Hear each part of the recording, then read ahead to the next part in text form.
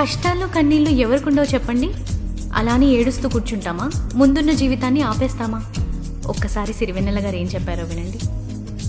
నిన్నటి నీడలే కను పాపని ఆపితే రేపటి వైపుగా నీ చూపు సాగదుగా. చుట్టుమల్లె కష్టమొస్తే కళ్ళు నీళ్ళు పెట్టుకుంటూ కళ్ళు కడిగి స్వాగతించకు. ఒక్క చిన్న నవ్వు నవ్వి సాగనంపకుండా లేనిపోని సేవ చెయ్యకు.